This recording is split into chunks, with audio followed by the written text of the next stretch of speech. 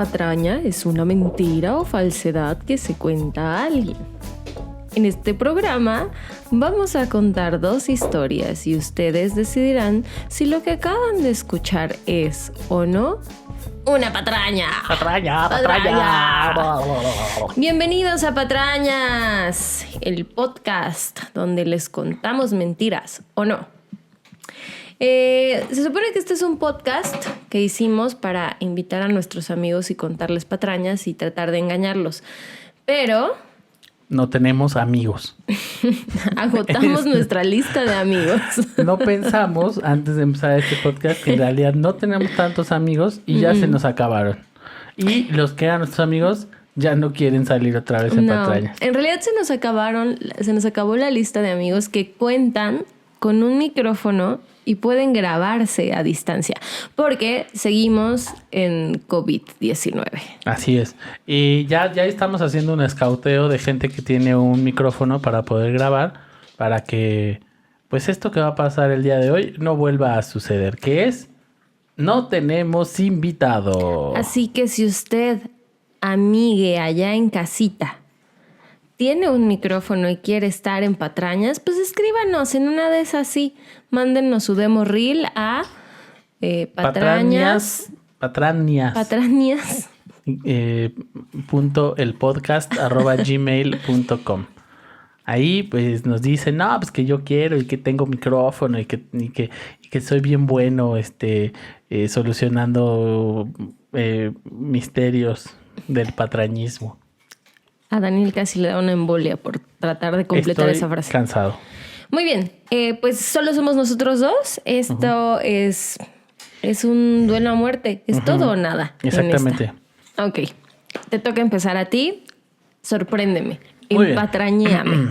El título de mi historia es: si pudiera ser tu héroe, si pudiera ser tu salvación. Por salvarte a ti 1000 veces. Éxito de los 90, claro que sí. En realidad no tiene nada que ver con Enrique Iglesias ni nada de eso, pero me gustó ponerle ese título. Ok. ¿Alguna vez te has encontrado algo en el mar? ¿A sus orillas? No. ¿Alguna vez has ido al mar? Sí. El mar lleva en sus olas un sinfín de historias y de vez en cuando somos lo suficientemente afortunados y ese oleaje lleva una historia a tus pies. El 30 de abril de 1943, un joven pescador llamado José Antonio Rey María vio un bulto que flotaba en el agua. Poco imaginaba el buen Pepe Toño que aquel encuentro serviría como escena de uno de los relatos más fascinantes de espionaje. What? Esa es mi introducción. Primero pensé que sería la historia así como de Marimar o el niño que vino del mar. No. Es una cosa loca de guerra, espionaje y agua salada. Y agua salada. Ahí va. Todo comenzó de la siguiente manera. Estamos en plena Segunda Guerra Mundial. 1943, para ser exactos. Recién había terminado lo que se conoció como la campaña de África del Norte, donde los aliados, que si no recuerdan quiénes eran los aliados, pues digamos que eran los buenos de la... Si tuviéramos que decir que hay buenos y malos en la guerra, los aliados eran los buenos. Los buenos. Que era el Reino Unido, Estados Unidos, Francia, Polonia y algunos otros por ahí. Bueno, en esta campaña de África del Norte habían vencido a las fuerzas del eje, que son los, digamos, malos de la historia, que pues es Alemania, Italia y Japón, ¿no? Y tras vencer en la campaña de África del Norte, pues habían hecho de una gran posición militar los aliados, ¿no? Entonces la mira estaba puesta ahora en el siguiente objetivo, que era avanzar hacia el centro de Europa. Y para ello, para poder ir al centro de Europa, lo más estratégicamente indicado era controlar Sicilia, esta isla italiana. Si la ubicas. Preciosa, está, sí, ¿no? claro. Preciosa. ¿Cuántas veces has ido tú a Sicilia? 4. Órale, qué loco. Y ninguna conmigo. No. Muy bien. Entonces, pues eso era lo que militarmente era lo más factible y lo mejor. Ujú. Tomar Sicilia para después seguirse a pues, Europa y así ir pues ganándole la batalla, la guerra a los del eje. Ok. ¿No? Por estrategia. Por estrategia. Y a esta operación de tomar Sicilia, se le iba a llamar la Operación Husky. Ay, como el perro. Exactamente. Ahora, esto evidentemente era algo que los alemanes sabían bien, ¿no? O sea, es decir, ellos ubicaban perfecto cuáles podrían ser los planes de sus enemigos y estaban preparados para recibir cualquier ataque. ¿Por qué? Pues porque justo estratégicamente, militarmente, pues eso era lo más obvio. Ok. Tomar Sicilia para Ok. después irse a Europa. Tanto así, o sea, tanto lo sabían los alemanes que ellos tenían en esa isla una base aérea lista para cualquier ataque, ¿no? Entonces, sabiendo todo esto, es decir, los aliados sabían lo que tenían que hacer, pero esto era algo que Alemania pues también sabía. Y entonces los aliados dijeron, lo que tenemos que hacer es engañar a los alemanes. Algo tendrían que idear para evitar que las fuerzas alemanas concentraran pues sus fuerzas en la defensa de Sicilia. ¿Cómo lo hicieron? Fíjate. Los encargados de sentarse a una bonita lluvia de ideas para decidir cómo demonios engañar a Hitler fueron dos oficiales de la inteligencia británica. El capitán de la Real Fuerza Aérea, Charles Cholmondeley.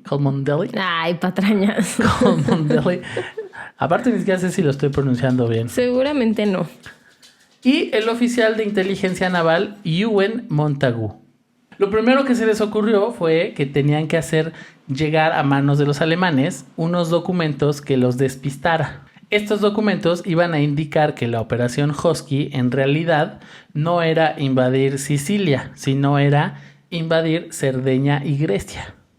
Ok, o sea, la invasión Husky, ¿cómo es? No es Sí, operación. La operación Husky era Operación Pastor Alemán.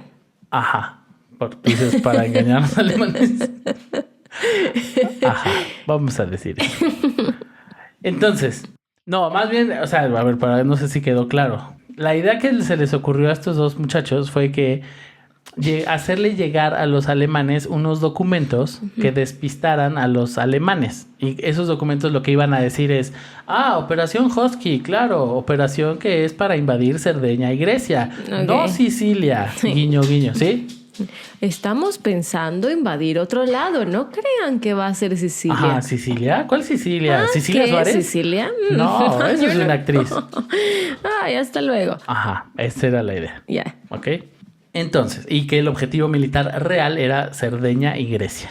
Eso era lo que se les ocurrió. Hasta ahí la idea pues, no sonaba nada mal. Solo faltaba definir cómo demonios le iban a hacer llegar estos documentos a los nazis. Entonces, después de algunas horas, unas cuantas tazas de café, ¿no? Una tormenta de ideas. Tormenta, no era lluvia, no, era tormenta. Tormenta, pues es que imagínate, pues es que es la guerra. Entonces es más violento. A estas dos cabecitas locas se les ocurrió que la mejor forma de engañar al Tercer Reich era ayudándose de un vagales cualquiera. Sí, yo lo hubiera hecho también. Pues es que... Los vagos son confiables. ¿Quién dijo que los vagos no pueden ser héroes? Nadie. Por ejemplo. Ahora bien, no solo se iban a ayudar de un vago cualquiera, sino de el cadáver de un vago. Entonces, lo que iba a hacer la alianza, los aliados, era hacer llegar esos documentos falsos al enemigo utilizando el cadáver de un vago. Fíjate, es muy listo, pero es muy triste también. Pues ya, es que un vago ¿para qué sirve si no para eso? Ay, no tienen... Un vago muerto. Bueno, sí, un vago muerto, sí. Un vago vivo tiene... Un vago vivo puede tener otros usos. Sí, Por claro. ejemplo, el vago vivo que rescató a los gatitos que ahora viven con nosotros. Tenemos 3 gatitos que fueron rescatados. Un vago muerto no hubiera podido rescatar a esos gatitos. Jamás. No. A menos que fuera un ángel guardián. Hola, ¿me escuchas? Si pudiera ser tu héroe. Ok. Bueno. Entonces, meses atrás, Don Charles, Cholmondeley, ya se le había ocurrido utilizar un cadáver como una especie de señuelo en otra operación, pero la idea no pasó de la sala de juntas, no fue aprobada y pues ahí se quedó. Pero en esta ocasión la idea sí encontró eco justo en este señor Ewan Montagu, porque él dijo, a mí eso del cadáver sí me latió, esto que propusiste, eso que propusiste hace meses, a mí sí me latió, hay que usarlo. A ver, dijeron algo de un cadáver. Ajá, entonces eso me suena muy bien, tiene muchas posibilidades, solo hay que planear muy bien los detalles, ¿no? Uh-huh. ¿Cómo iba a funcionar el plan, básicamente? Era inventar la vida de una persona que sería interpretada por este cadáver. Uh-huh. Y este cadáver iba a traer consigo varios documentos que explicarían los supuestos planes de los aliados. Ok. Y ese cadáver iba a ser colocado en un punto estratégico cerca de algún alemán importante que lo descubriría y pues descubriría los papeles, los leería, se creería esta gran mentira y los aliados triunfarían. Ah, vaya, un plan muy sencillo. Muy sencillo, muy sencillo.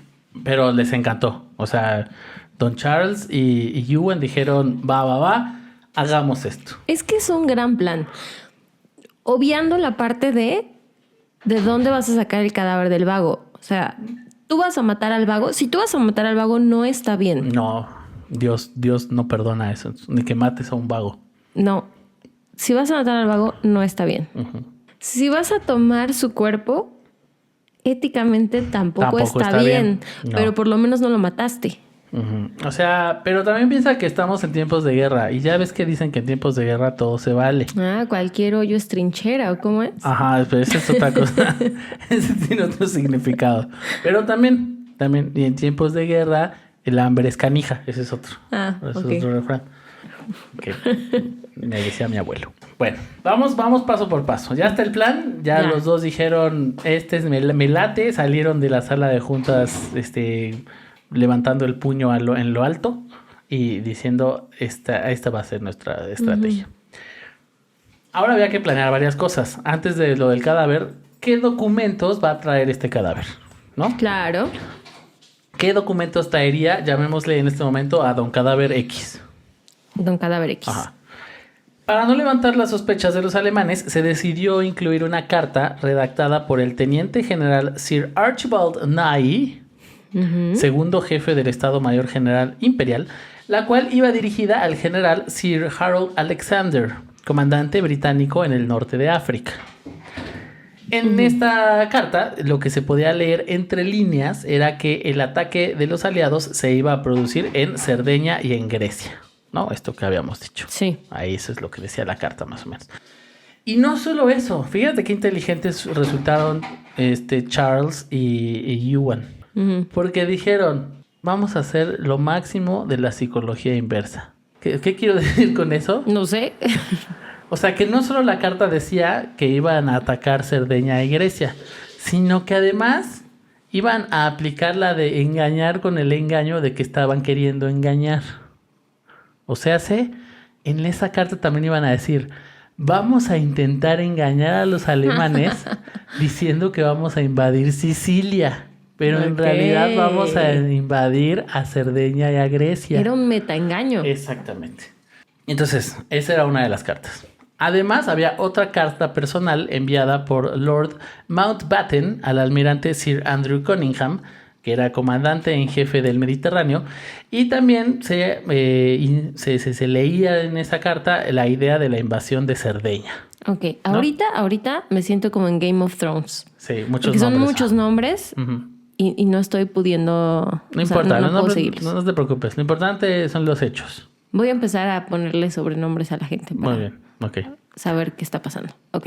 Ambas cartas, junto con otros documentos, fueron incluidos en un maletín que iba a ser atado al cadáver. Ok. Ajá. Y bueno, sigue con la historia, porque quiero saber por qué dentro de esta historia, ¿cómo van a justificar que el cadáver traía atado un maletín? Bueno, ok. Ahora, como los alemanes sabían que los aliados nunca enviaban documentación sensible en los vuelos sobre territorio enemigo, decidieron que Don Cadáver X no iba a ser como que... La idea original de Charles era que era un alguien del ejército que se había tenido que aventar de paracaídas y que su paracaídas no abrió y entonces se accidentó y murió, ¿no? En un ataque aéreo de algún avión. Ujú. Pero eso no era poco creíble porque justo esto que digo, los alemanes sabían que los aliados no mandaban documentos sensibles en ese tipo de tripulaciones, ¿sí? Ujú. Entonces lo que iban a hacer era a decir que Don Cadáver X era la víctima de un accidente de aviación sobre el mar. O sea, él iba en un avión, digamos, no de guerra, y hubo un accidente en el mar y él murió en el accidente y quedó su cuerpo en el mar. Ok. Uh-huh. Y esto iba a explicar el por qué llevaba varios días muerto en el mar, al mismo tiempo que resolvía la duda de por qué demonios traía documentos de alto nivel de clasificación. Ok. Listillos. Ahora bien, solo había que decidir, ya está, qué documentos va a llevar, ¿no? Para engañar a los alemanes. Ahora había que decidir quién sería Don Cadáver X. Claro, lo que yo dije desde el principio, ese era el verdadero problema. Tú dijiste que había este problema ético, moral, de matar, ético. Y demás, ¿no? Ajá. Ético, moral. Bueno, sí. Para encontrar a nuestro tieso héroe, los muchachos Charles y Ewen se apoyaron en un famoso patólogo de nombre Sir Bernard Spilsbury. No confundir con Steven Spielberg ni con el señor Spielberg. Son dos personas diferentes. Chistes de los Simpsons. Me gusta que, aparte, quiero hacer un paréntesis, que todos los nombres de todos estos personajes tienen Sir. O sea, todos han sido sí, por eso estoy muy confundida. Todos son caballeros, es como Game of Thrones. Exacto. Entonces, bueno, ellos fueron los que definieron qué tipo de cuerpo se iba a necesitar.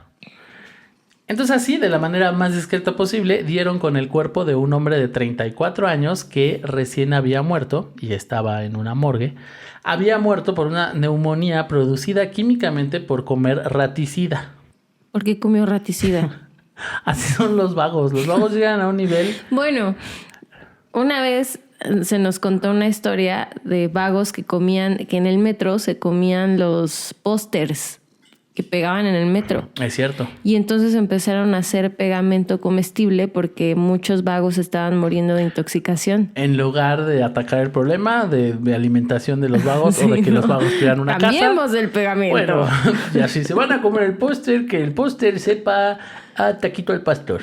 Sí, ¿en qué gastamos? ¿En un programa de ayuda social para los vagos o cambiamos el pegamento? O en adhesible sabor tutti frutti. Ay, adhesivo sabor tutti frutti. Adhesivo sabor tutti frutti. Continúa. Obvio, no le pidieron permiso a la familia, ni a los amigos, ni siquiera se pusieron a investigar si tenía amigos y familia. Simplemente llegaron a un acuerdo ahí medio de chanchullo con el encargado de la morgue de este hospital en donde estaba el cadáver y prepararon la misión. Ok. Esto es muy importante por qué seleccionaron a este personaje que había muerto, como dije, por una neumonía producida químicamente por comer el raticida. Como el hombre había muerto de esta neumonía, el fluido en los pulmones concordaba con el hecho de que hubiese permanecido en el agua mucho tiempo. Ah, porque le iban a hacer una autopsia. Exacto. En el caso de que le llegaran a hacer una autopsia, pues podría parecer que en efecto el cuerpo estuvo mucho tiempo en el agua y pues murió ahogado en el mar después de este accidente aéreo. Ya nada más faltaba meterle arena en los calzones. Sí. Ajá. Entonces ya tenían un cuerpo, ya tenían el cuerpo presente, solo hacía falta crear su historia, una falsa identidad. Okay. Así nació el comandante William Martin de los Royal Marines, que iba a ser un capitán comandante, nacido en Cardiff, Gales, en 1907 y destinado en el cuartel general de operaciones combinadas. Wow. Todo eso, no fue... No. Sir Vagabond. Sir Vagabond. Sir Vagabond. Eso ya estaba padre. A partir de ahora le vamos a llamar Sir Vagabond. Esta graduación, la de capitán comandante, le fue asignada pensando en que si el rango era menor, pues no tendría acceso a documentos de alto grado de clasificación. Uh-huh. Y como era de 34 años... La única manera por su edad en que pudiera traer esos documentos era si ya era un comandante. Entonces por eso fue que nombraron a William Martin comandante. Ok. Uh-huh. Y esto pues resolvía ese problema y pretendía dar la impresión de que pues este hombre era un oficial de confianza, que era muy responsable y pues y que por eso traía esos documentos. Uh-huh. ¿No? Estos Charles y Ewan pensaban en todo, ¿eh? Sí. Porque tú dices, ya con eso, ¿no? ¿Ya para qué necesitamos? No. Estos muchachos resultaron ser muy creativos y no, la falsa identidad no quedó ahí. Como grandes escritores de ficción y para dar más credibilidad a nuestro falso héroe, le inventaron una novia que se llamaba Pam. Y para eso mataron a otro vagabundo y lo vistieron de mujer. No, aquí afortunadamente fue más sencillo. Vistieron a una muchacha. Una bueno, no ardilla vistieron. o algo así. Le pidieron a una chava que trabajara, una funcionaria de ahí del servicio secreto, digamos, británico, Ok. para que le tomaran unas fotos y ella iba a ser Pam. Porque no solo la inventaron, sino que justo dentro de los documentos que iba a cargar este cadáver iban a estar, o estuvieron, fotos de su novia y cartas de amor, para hacer todavía todo más creíble. Híjole, es que ahí estaban jugando con algo muy peligroso, porque con una mentira, mientras más datos le des, menos creíble puede ser. Eso hemos aprendido en Patrañas. Eso hemos aprendido de patrañas. Bueno, pues Charles y Ewan dijeron, nosotros vamos a dar todos los detalles posibles. Porque además, no solo eso, también entre las pertenencias de William se incluyó un juego de llaves, que pues podían ser de su casa, entradas de teatro recientes, para decir como que, ay, mira, antes de morir fue al teatro. Una factura de alojamiento de su club de Londres, un club de estos sociales donde puede hacer ejercicio y eso, Sí. o sea, para que veamos que William también iba a eso. Y algunas otras cosas más. Pero si esto no fuera, como si esto no fuera suficiente, Montagu, o sea, Ewan Montagu dijo, nadie es perfecto. Entonces nuestro personaje también tiene que tener defectos.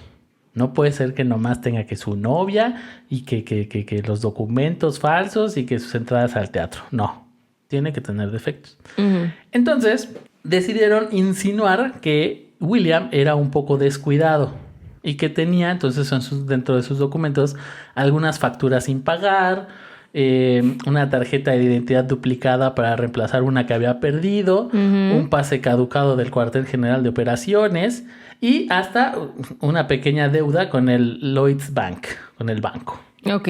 Sin embargo, no querían poner demasiadas imperfecciones porque entonces los alemanes iban a decir, a ver, espérate, si este señor era tan imperfecto, ¿por qué tenía documentos importantes? Entonces había que tener un equilibrio entre imperfecciones y que se notara que era un hombre responsable y cuidadoso.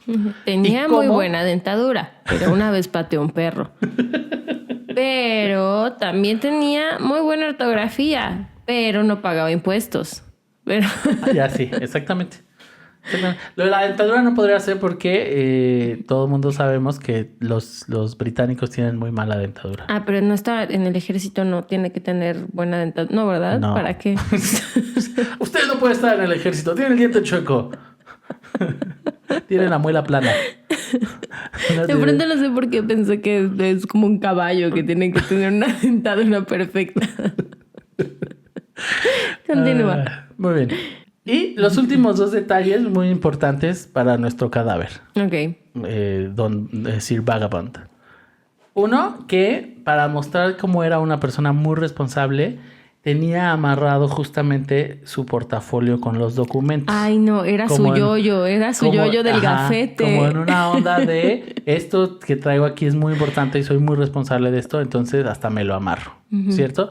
Y otra cosa muy importante, le colgaron en su cuellito una cruz religiosa. Era cristiano. Católico. Ah, católico. Ajá. Así prepararon Charles y Ewan a Sir Vagabond. A Sir Vagabond William. Entonces, ya teniendo todo eso, nació lo que fue conocido como la Operación Mincemeat. Así se denominó, o la Operación Carne Picada. Mincemeat quiere decir carne picada. ¿Por? Porque veían al vagabundo como carne picada, yo creo. No sé. Ok. No sé. Pero así se llamó a esta operación. A la operación de engaño con cadáver de Sir Vagabond se le llamó Operación Mincemeat. Entonces, ¿cómo? Ya tenemos todo el plan. Ya está preparado Sir Vagabond. Vamos a cómo se ejecutó esta operación. Entonces, nuestro compañero Sir Vagabond, Martin, fue puesto en un contenedor y sellado para ser conservado en hielo seco. Bueno, lo vistieron con su uniforme de los Royal Marines y lo encerraron en un contenedor en hielo seco para que se mantuviera fresquecillo. Uh-huh. Y lo metieron a un submarino británico, el HMS Seraph. Este submarino británico se iba a encargar de llevarlo pues a donde lo iban a colocar para este plan. Tú te preguntarás en dónde lo iban a colocar. Sí, me lo pregunté. Muy bien. El 19 de abril de 1943, el Seraph se hizo a la mar y navegó hasta una posición 1 milla al sur de Huelva, en España. Ay, que Huelva. Mejor que vuelva. Ya no queremos dejarlo, que vuelva. Ay, que vuelva, Sir Vagabond. Bueno, llegó a Huelva, que está en la costa española. Y se seleccionó, tú te preguntarás por qué. ¿Por qué España? Sí, me lo pregunté. Bueno, se seleccionó España porque, aunque España era oficialmente un país neutral en la Segunda Guerra Mundial, todo el mundo sabemos que el generalísimo Franco era un simpatizante de las potencias del eje. Sí, lo sabíamos. ¿No? Entonces, él no se metió en la guerra, pero sabíamos que hacía todo por apoyar a los del eje. Y además, España, y en específico por ahí por Huelva, estaba repleta de agentes de Alemania, ¿no? De los nazis. Entonces, lo que justamente estaban planeando los británicos es que si ese cadáver aparecía en Huelva, pues lo que iba a pasar es que seguramente los oficiales alemanes se iban a enterar de ese cuerpo y entonces iban a investigar.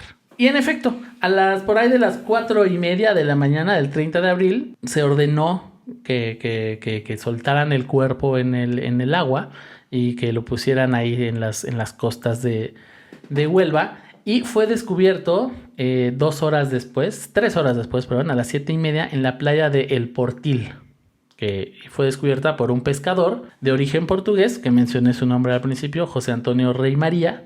Lo vio y lo llevó al puerto y le informó a las autoridades españolas. Y obviamente los alemanes se enteraron, y en cuanto se enteraron, le llegó el dato al encargado del ejército nazi que estaba ahí, que era Adolf Klaus. Y entonces aquí viene todo un plan que obviamente las autoridades españolas tienen que dar conocimiento a las británicas de que encontraron un cuerpo de un soldado británico, y entonces los británicos 3 días después del descubrimiento del cadáver piden que se les regrese el cuerpo de Martin para que ellos pues, lo puedan enterrar con honores. Y eso hace los españoles. Los españoles regresan a este muchacho, a Sir Vagabond, a Martin, lo regresan con los británicos. Los británicos le dan sepultura con honores, e incluso había una lista con el nombre de las bajas británicas que salió publicada en el Times, y entonces lo incluyeron ahí, justo Sir pensando Vagabond fakey. lo incluyeron ahí sabiendo que los alemanes pues iban a leer eso, y entonces como para confirmar el fallecimiento, ¿no? Obviamente eso fue como lo que pasó oficialmente. Los alemanes regresan el cuerpo, los españoles, y todo bien, y lo entierran, y con honores y lista de bajas. Pero antes de que todo eso pasara, los alemanes ya habían oído hablar del descubrimiento de los documentos. Y sin ningún problema, ellos dijeron, a ver, déjenme ver esos documentos. Y pues los españoles dijeron, sí, claro. Porque estaba el gobernador civil de Huelva, era un falangista y pues adorador, digamos, de los nazis, que se llamaba Joaquín Miranda. Y él pues dijo, claro, él era muy colaborativo con las fuerzas alemanas. Y dijo, sí, si quieres ver el cuerpo, si quieres ver los documentos, vas. Y entonces cuidadosamente abrieron el maletín y vieron todas las cartas y tal. Le tomaron fotos los alemanes, fotografiaron todo el contenido y ya después regresaron el maletín a los británicos. Cayeron en la trampa. Exactamente.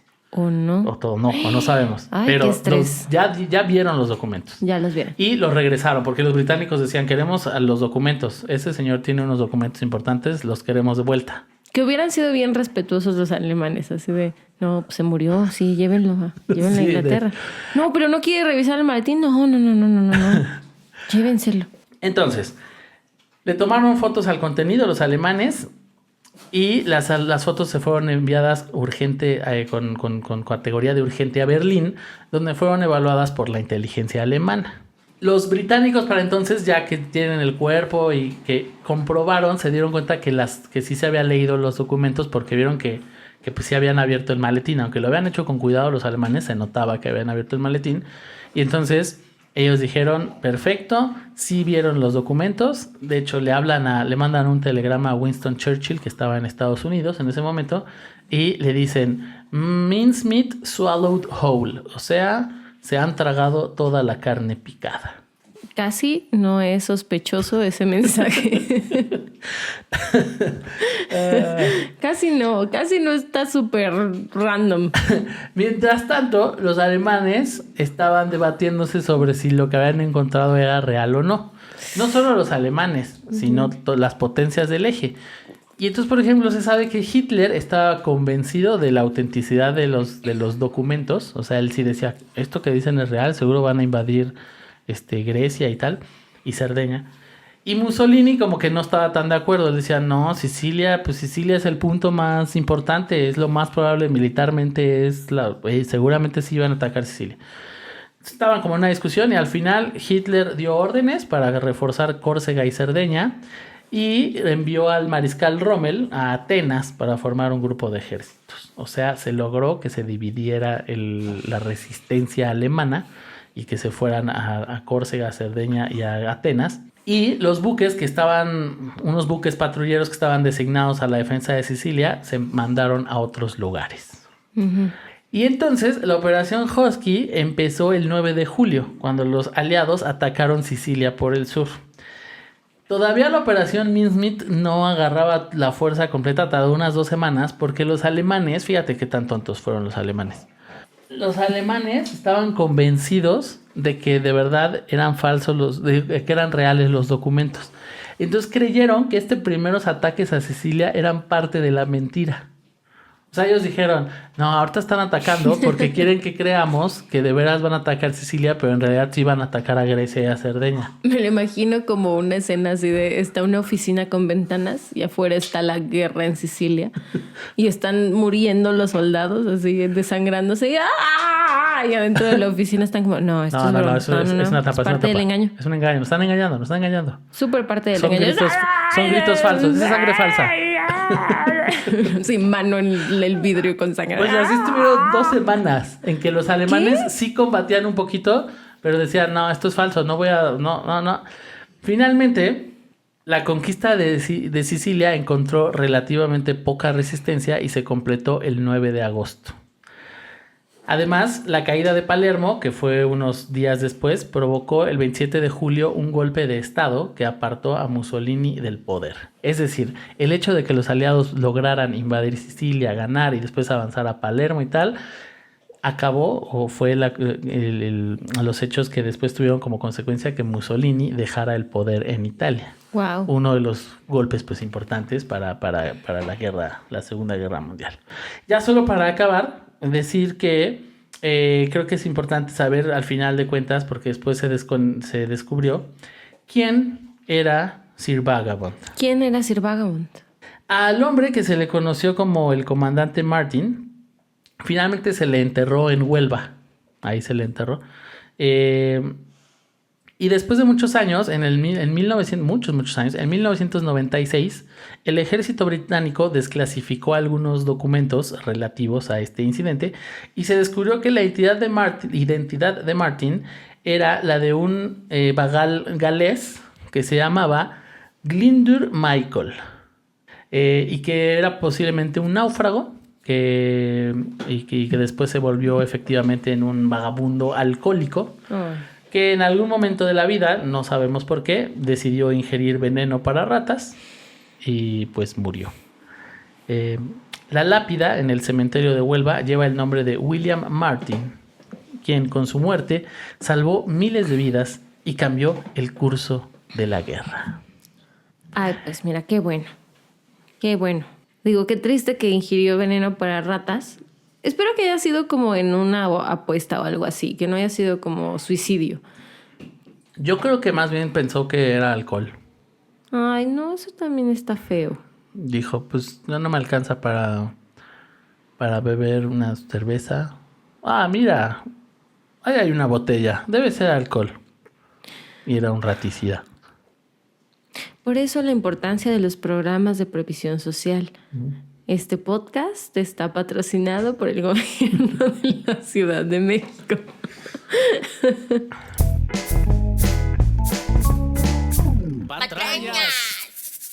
Hoy te traigo una historia que se titula Un amor a toda máquina.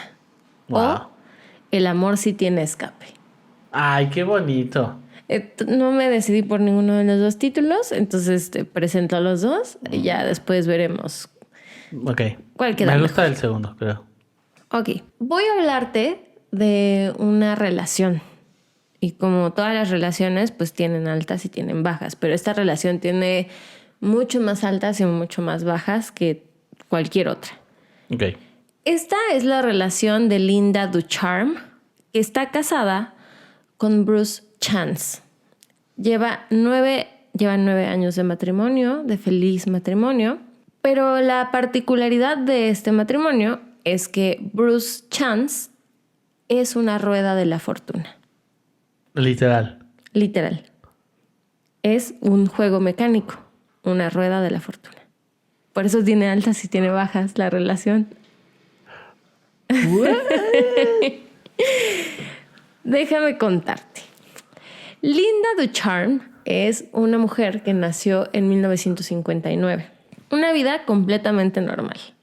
Con niñez, adolescencia, incluso una adultez normal. Hasta que entró a su carrera. Ella estudió ingeniería industrial. Ah, es que eso te cambia la vida. Te cambia la vida. Te cambia la vida. Yo estudié eso una vez y me cambió la vida. ¿Te acuerdas? Uh-huh. Cuando te volviste amante de un... De una batidora. De una virola. Vitrola iba a decir en realidad.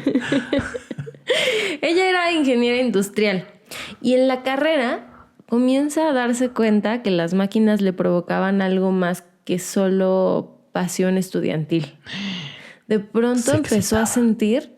No se excitaba, se sentía atraída a las máquinas, pero no solo en un nivel sexual, como que generaba relaciones con las máquinas. Y eso comenzó a asustarla, todavía no le entraba, como cuando uno descubre su sexualidad, así ella estaba empezando a encontrar que las máquinas la atraían en muchos niveles. Para esto te voy a hablar de lo que es la objetofilia. Okay. La objetofilia hace referencia a aquellos individuos que desarrollan profundos lazos emocionales y románticos, además de tener relaciones sexuales con objetos o estructuras inanimadas específicas, asegura el psicólogo y profesor del Departamento de Psicología de Nottingham Trent University. Asimismo, agrega que a diferencia del fetichismo sexual, el objeto o estructura es vista como un par igual en la relación.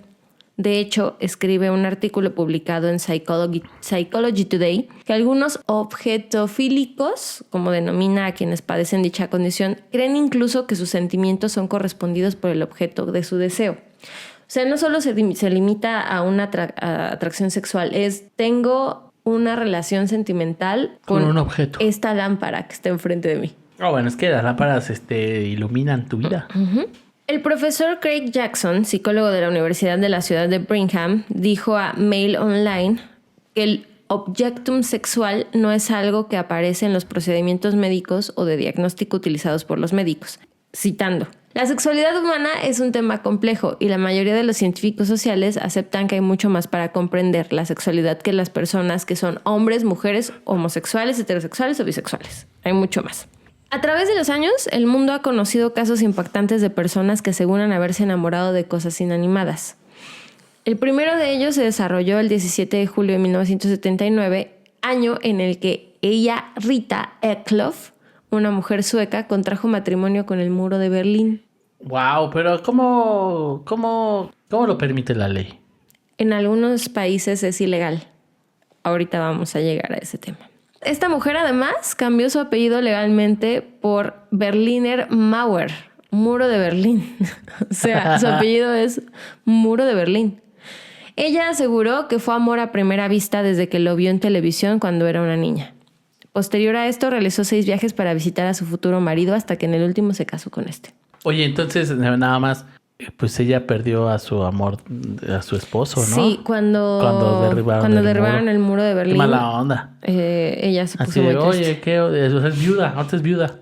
De hecho, sí, y ella declaró que fue una masacre a su esposo. Pues sí, como no, pues lo mataron a golpes. Uh-huh. Lo que para unos fue una victoria política, social. Para ella fue la tragedia de su vida. Una tragedia. Perdió el amor de su vida. Ay, volvamos a la historia de Linda. Linda salió de la carrera, terminó su carrera. Y entonces obtuvo un empleo como piloto de avionetas en una empresa desconocida de avionetas. Y ahí, en los 70s, y ahí tiene un tórrido romance con la avioneta que conduce. Eso está mal en 2 aspectos, creo yo. Lo del tórrido romance con la avioneta ya es raro. Y lo otro es, nunca te enamores de alguien con quien trabajas. No. Esto es peligroso. Ah, espera. Por eso lo tuyo y lo mío solo es sexual. Ah, bueno, ok. Perfecto. Sigamos. Tiene un tórrido romance con la avioneta y ahí es donde se da cuenta que sí es algo que necesita. O sea, pues sí es su única manera de tener una relación. No, y esa relación la llevaba al cielo. A los cielos. La hacía volar.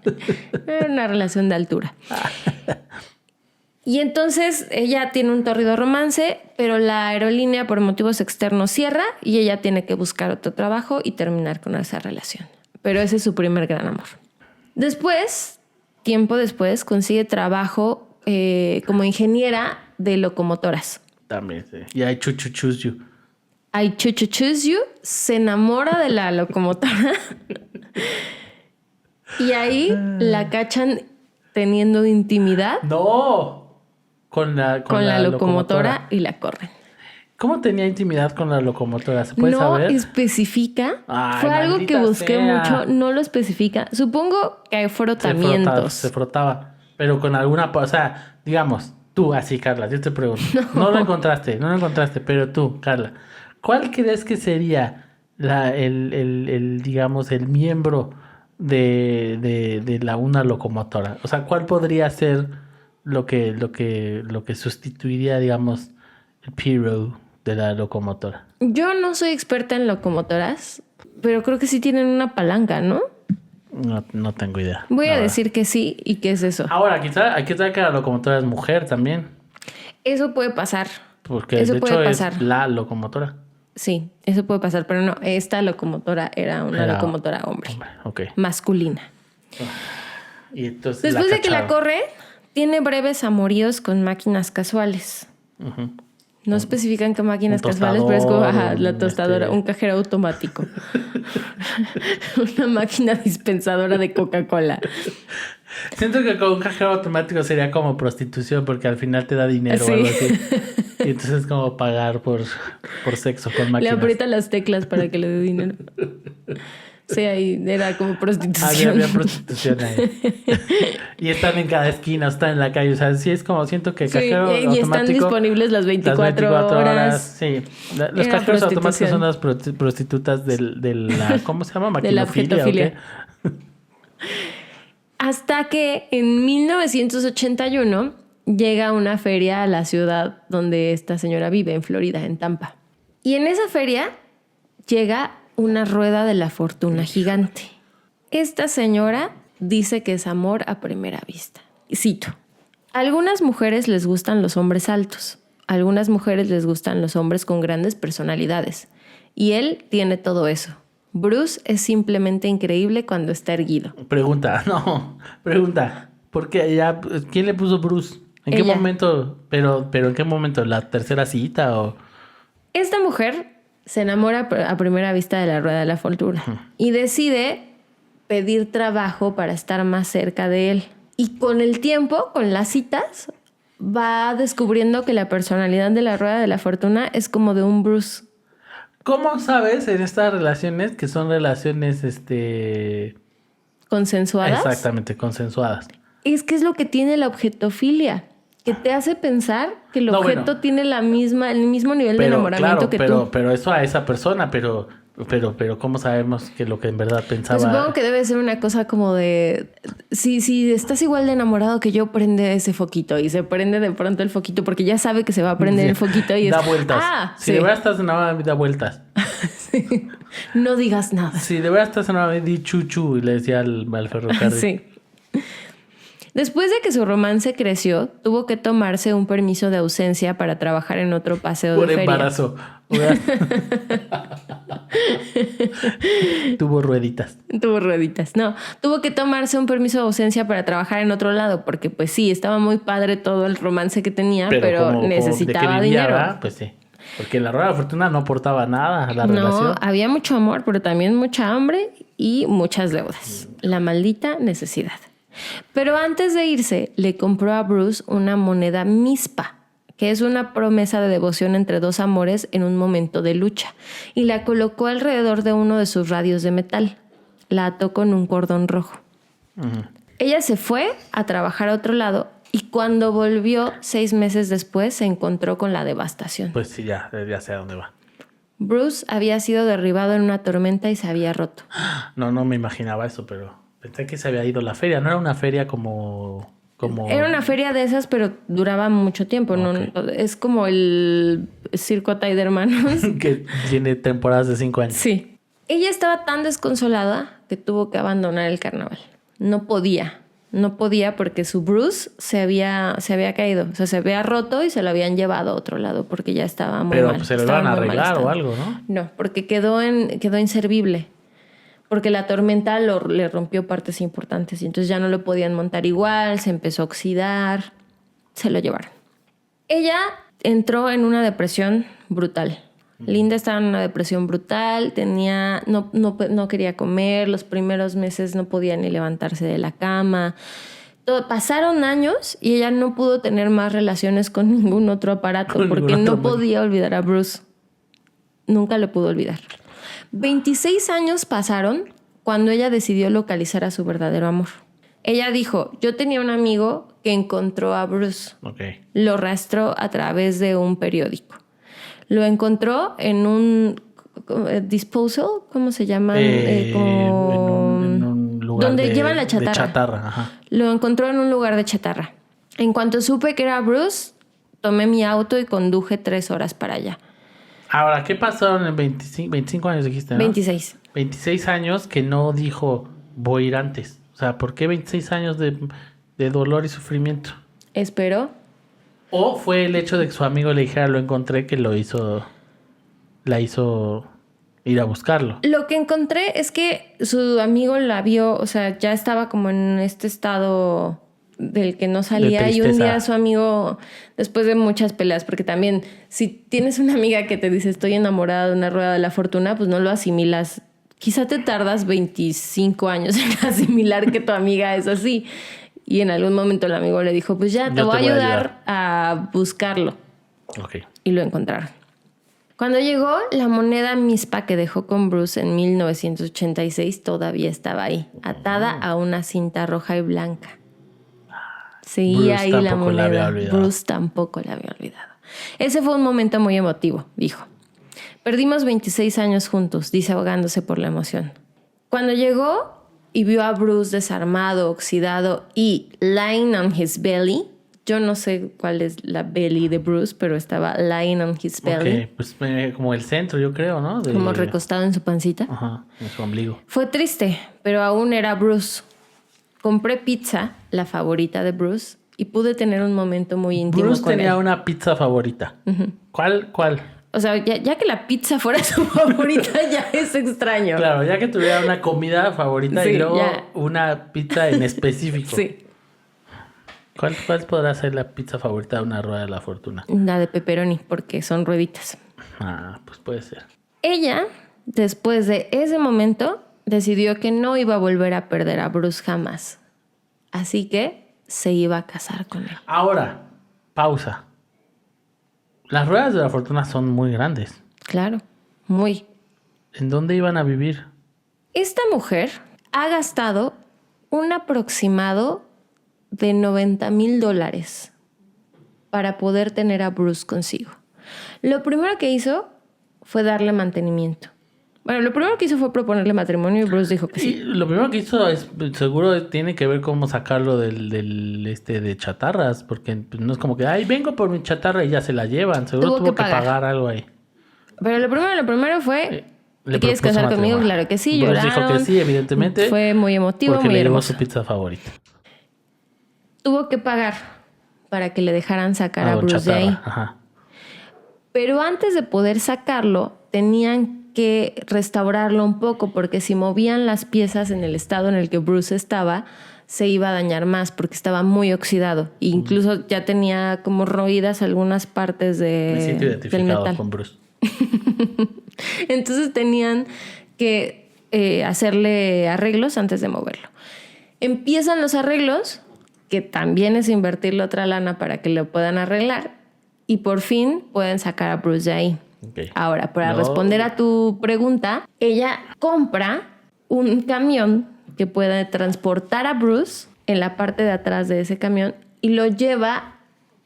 Para esto vendió su casa, vendió todo lo que tenía para comprar una casa rodante en un lote en Florida. Y entonces ella vive en la casa rodante y al lado está Bruce. O sea, no duermen juntos. Tiene un compartimento el camión. O sea, lo adecuó perfectamente para poder tener intimidad con Bruce. Y es que ella dice que no le gusta que los vecinos la vean tener intimidad con su marido. ¿A quién le gusta? Eso, de todo lo que hemos escuchado de Linda, eso es lo más coherente. Entonces, ella dice que puede entrar al carruaje principal, que es como la parte que ella adecuó, para cenar con él a la luz de las velas y compartir más momentos privados sin que sus vecinos la miren. Dice, me siento más cerca de Bruce pasando las noches con él. La sexualidad no es la motivación motriz. Ya no, por lo menos. Es una historia de amor entre carne y acero. Somos una dulce pareja de ancianos. ¿Cuántos años tiene Bruce? Bruce, fíjate que no sé cuántos años tiene Bruce. No sé si ella investigó en qué año fue hecho. O solo en su cabeza tiene cierta edad. Seguramente en su cabeza tiene lo mismo que ella. Ella actualmente tiene 61 años. Y vive con Bruce. Vive con Bruce. Son felices. Tienen su sexo. Hay una... ¿Qué? Después de esto, de decir que son una dulce pareja de ancianos, ella dijo, ahora tengo una razón para levantarme todos los días. Sin embargo... Infidelidad. Bruce le puso el cuerno. Sin embargo... Con un, no se me ocurrió nada más de feria. No, con la montaña rusa. La montaña. No ha logrado poner... Embarazarse. No ha logrado embarazarse. No ha logrado hacer que Bruce funcione de nuevo, que sea una rueda de la fortuna funcional. Porque ya no tiene dinero. De hecho, le ha invertido tanto a Bruce en cuanto a tiempo y todo, que se quedó sin trabajo. Voy a hacer un paréntesis rápidamente, nada más para contestarte una pregunta que hiciste al principio. Sí. ¿Es legal casarse con un objeto? Eso pregunté. No. En Florida no es legal. En Florida, o sea, pero sí en algunos lados. Supongo que en algunos lados, pero en Florida no es legal. Y están casados, comillas, comillas. Los casó un cura que corrieron de la iglesia, lo excomulgaron por oficiar esa boda. Y el cura dijo, esto es muy padre porque voy a citar al cura, yo voy a oficiar esa boda porque amor es amor. Qué bonito. Yo no le veo diferencia entre el attachment que tenemos algunas personas con nuestra computadora o con nuestras bocinas. Ay. Es muy bonito. El mensaje es padre. No, el mensaje es muy padre. Es imbécil. El mensaje es imbécil. No, amor es amor, es muy bonito. No. ¿Cómo no? Es precioso. Es un gran mensaje. No estoy de acuerdo. Entonces no es legal. Este cura los casó así en una ceremonia que no es oficial, pero sí fue una ceremonia muy bonita donde esta muchacha se vistió de blanco, no llevaba vestido, pero llevaba un traje como de banda de guerra, así con estos que son sombreritos como peluchones. Se entregaron anillos, hubo un brindis. Todo fue no muy se entregaron bonito. Anillos. Ella le entregó un anillo a una máquina y la máquina no hizo nada. No puede hacer nada. No se entregaron anillos. Bueno, entonces, hay un problema en el paraíso. Uh-huh. Como en todas las relaciones. Como en la rueda de la fortuna, ahorita estamos abajo. Bruce no puede funcionar. Porque ahora, para funcionar... Perdón, más rápido. El problema lo tenía ella, ¿no? O bueno, es que aquí todo es de su cabeza, ¿no? Porque el problema lo tenía ella porque a Bruce a lo mejor le daba lo mismo funcionar o no. O a menos que en su cabeza Bruce le estuviera diciendo, me siento un inútil, desde que no puedo ser funcional. No, pero ella lo estaba viendo como Bruce tenía una magnificencia cabrona y puede volverla a tener. Solo necesitamos $60,000. Bueno. Porque no solamente es el armado de Bruce, que es lo de menos. Es que para tener una rueda de la fortuna del tamaño que ella la tiene, necesita licencias. Y las licencias cuestan. Necesita un chorro de cosas para que Bruce pueda volver a ser funcional. Okay. Y no se puede. Entonces, ella admite que anhela pasar tiempo con una rueda funcional. ¿Le va a poner el cuerno a Bruce con otra? Y en algún momento cede a sus impulsos y se sube a una que otra rueda de la fortuna que sí funciona. No. ¿Ves? Y ahí tenías al cura diciéndole, el amor es amor. Y la maldita señora poniéndole el cuerno a la pobre de Bruce. No puedo dejar de sonreír, dice mientras acaricia la carpintería metálica. No. Me emociono un poco ahí, pierdo la compostura. Pero soy una persona muy monógama. Me he comprometido con Bruce, así que no voy a saltar en otra rueda más joven y decir que quiero eso. Pero si ya lo hizo, ya se subió. Ocasionalmente. No, ay, sí, señora. Pues es que Bruce tiene disfunción. Pero entonces que lo deje. Disfunción redil. Que lo deje. Si no está a gusto con Bruce de disfunción redil, que lo deje. Pero que no me ande diciendo, ay, no, soy monógama, sí lo amo, pero de vez en cuando me subo a la rueda y ahí me froto con la otra rueda. No se frota, solo se sube. No se frota. Como datos complementarios, esta señora ha hecho todo lo posible por volver a tener los recursos suficientes para juntar el dinero. No le creo nada. Y no que nada. Bruce vuelva a ser funcional. Seguro ni es tan caro. Y eso es lo que ella dice. Seguro ni hace tan caro hacer funcionar a Bruce. Pero ella, como ya le gustó estar yéndose con otras ruedas más jóvenes, anda, no, es que es carísimo, no me alcanza. Ay, sí, pues sí te alcanzó para nada. No. Para subirte a la otra rueda, ¿no? Sí te alcanza para ir a otras ferias, ¿no? Ahora sí que uno habla del amor como le va en la feria. Exactamente. Y esa fue la historia de un amor a toda máquina o el amor si tiene escape.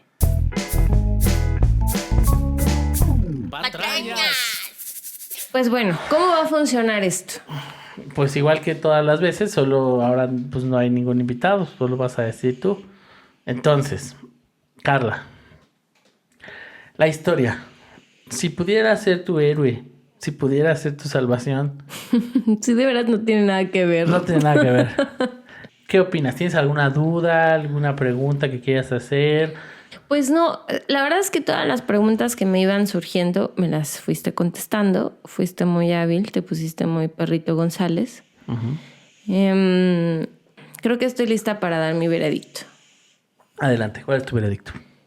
Yo creo que tú fuiste muy hábil y mezclaste hechos de la realidad con falsedades. Pero es difícil meterse con los datos históricos. Entonces voy a decir que tu historia es verdad. No entendí tu conclusión, pero bueno, está bien. Quisiste ser muy hábil. Me quisiste hacer un metaengaño, como en tu historia. Pero no lo lograste, porque yo creo que es verdad. La historia, si pudiera ser tu héroe. Es que no te... Ay, Dios. Si pudiera ser tu salvación, es 100% verdadera. ¡Eso! ¡Eso, perro! No tenía sentido tu conclusión. Claro que tenía sentido. Si pensabas que era falsedad con mentira, ¿por qué votas con verdad? Porque pensaba que era falsedad con mentira, porque eso querías hacerme creer. Entonces es verdad. Yo no quería hacerte Soy creer más nada. lista que los alemanes. Yo solo conté una historia, Carla. Daniel, La historia. Un amor a toda máquina. ¿Tienes alguna duda antes? Sí, nada más, pues que ya es que yo siempre me fijo en los años, ¿no? Sí.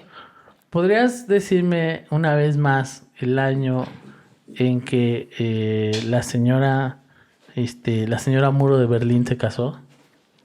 La señora Muro de Berlín, 17 de junio de 1979. Ah, ya nada más quería saber, gracias. Para ver si les enviaba una felicitación. Voy a decir que tu historia, fíjate lo que voy a decir. Yo creo que sí existe una persona que se casó o que le gustó, que mencionó que le gustaban las ruedas de la fortuna, pero todo lo demás, todo lo alrededor de esa persona está inventado. Ok. Por lo tanto, es una patraña. Ok. La historia de Linda Ducharme y su esposo Bruce Chance, porque además le puso un apellido, Sí, lo recuerdo. Bruce Chance, es real. Ay, claro que no es real. Absolutamente no todo es cierto. lo que está aquí documentado es real y lo pueden corroborar amigos de Patrañas y Daniel. Es un capítulo de Mi extraña adicción. No es cierto, no puede ser. Se los juro, es un capítulo de Mi extraña adicción. Pues yo digo que es un invento de Mi extraña adicción, porque no tiene sentido. Estudió ingeniería no sé qué y después voy a trabajar con como piloto. ¿Por qué como piloto? Después como maquinista. Ay, sí, por favor. Ya le faltaba que después trabajara como conductora de una grúa. Y Ella después hacía taxista. todo lo posible por estar al lado de sus amantes. Yo, fíjate lo que voy a hacer. O sea, está bien, tienes tu punto, qué bueno, felicidades, eres la campeona, no me importa. Pero voy a hacer una investigación completísima y voy a dar con que ese capítulo, si bien, como tú dices, no digo que tú lo hayas inventado, pero ese capítulo está inventado, está escrito por alguien para que nosotros, público, creamos que es verdad, pero no es cierto. Tienes una oportunidad de reivindicarte ahorita. En el mentílogo. Te tengo un mentílogo especial. A ver. Porque como no tenemos invitado, yo te voy a decir un pequeño dato. Ajá. Y tú vas a tener 2 minutos para preguntar cosas Okay. o para evaluar. Y vas a determinar si es verdad o es mentira. Está muy bien. Ok. Échalo. El término Bluetooth se acuñó gracias a el nombre de un vikingo. Corre tiempo. ¿De dónde era el vikingo? De los Países Bajos. De los Países Bajos. Ok. ¿Por qué? O sea, ¿así se llamaba el vikingo? ¿Bluetooth? El vikingo se apellidaba Bluetooth. ¿Cuál era su nombre? Si se apellidaba Bluetooth, ¿cuál era su nombre? No sé. ¿Y por qué? O sea, ¿quién dijo, ay, vamos a ponerle el nombre de este vikingo? Porque en la época de la telecomunicación, cuando estaban viendo cuál era la tecnología para pasarse cosas de esa manera, Ajá. se dieron cuenta que tenían que unir fuerzas todas las compañías que tenían esa tecnología y entonces lo hicieron y eso les recordó a este vikingo que fue el encargado de unir fuerzas vikingas. De los Países Bajos. No sé de dónde, pero fue el encargado de unir las fuerzas O sea, vikingas. ¿es o no un vikingo de los Países Bajos? Sí, es un vikingo. Okay. Pero no sabemos de qué... No sé de qué país, pero es entonces, un ¿por qué me vikingo. inventas que los Países Bajos? Porque esto es patrañas. Ok. ¿Y quién decidió eso? O ponerle ese nombre. O sea, ¿qué empresa de telecomunicaciones o qué señor? Fue una persona en específico. ¿Quién? No es una persona importante. Es un fulanito Pérez que dijo... ¿Para qué empresa? ¿Para qué empresa trabajaba? Es un fulanito, pero se cuenta que es el del café que dijo, ay, esto me recuerda a ese vikingo que unió a las vikingas. A las vikingas. ¿Eran vikingas? A las fuerzas vikingas. Ah, las fuerzas vikingas. Ok, y entonces fulanito cualquiera lo dijo mientras tomaba el café y alguien lo escuchó y dijo, ¡vamos! Sí. Y a partir de ahí se le conoce como Bluetooth por el vikingo que quién sabe cómo se llamaba ni de qué país era. Sí. Ok, ya pasaron los 2 minutos. Que mira, este es muy difícil. Te voy a decir por qué es muy difícil. Porque una de dos. O es un super patrañón del tamaño de la rueda de la fortuna. O en algún lado leíste el dato, pero no te informaste. Y entonces no tienes idea de nada. O sea, en algún lado leíste el dato. No, que el Bluetooth viene de un vikingo. Y entonces tú dijiste, ay, qué chido, pero no sabes nada absolutamente. ¿No? Como fue evidente. Ajá. Entonces, esas son mis dos opciones. Me voy a ir por la opción de que es una patraña que acabas de inventar en este momento. Ok. Bueno, pues te tengo que decir que es verdad. No es cierto. Pero es que entonces no se vale, porque fíjate, es que eres no.